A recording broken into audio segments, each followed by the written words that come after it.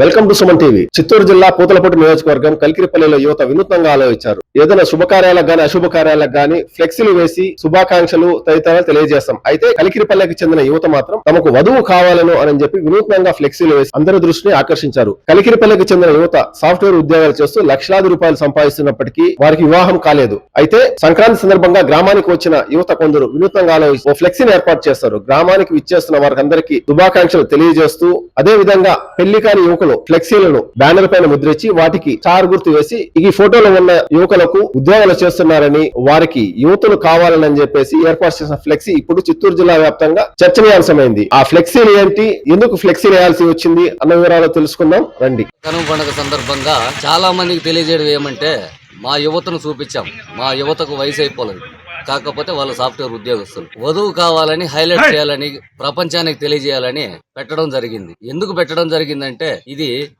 మన ఆంధ్రాలో ఇంత అన్యాయంగా జరిగిపోతోంది. అమాయకులుగా ఉండే వాళ్ళు కూడా నేర్చుకుంటున్నారు. ఈ పెళ్లి కావాలంటే ఒక కారు, ఒక విమానం, ఒక రైలు ఉందా అని అడిగే ప్రయత్నాలు చేస్తూ ఉన్నారు. ఇది తప్పు. దయచేసి దీన్ని మానేయండి. ఎందుకురా అంటే మీ ఇంట్లోనూ మా ఇంట్లోనూ మా ప్రతి ఒక్కరింట్లోనూ ఇది అన్యాయం జరుగుతూ ఉంది. డబ్బుంటేనే ఏమీ జరగదు, కారు ఉంటే ఏమి చేయలేరు. 10 మంది కావాలా, 10లో మనం ఉండాలా. దాన్ని దయచేసి అర్థం చేసుకోండి. ప్రతి ఒక్క మహిళ కూడా కారు ఉన్నంత మాత్రాన విమానం ఉంటే ఎత్తుకుని పోలేరు. మానవత్వంగా ఆలోచించి ప్రతి ఒక్క మహిళ ప్లస్ మొన్న శివాజీ మాట్లాడినాడు కట్టుబొట్టు గురించి, అనసూయ గురించి. ఆ విధంగా అట్లాంటి అలిగేషన్స్ ఆంధ్రలో రాకుండా కూడా చూసుకుందాం. దయచేసి అర్థం చేసుకోండి.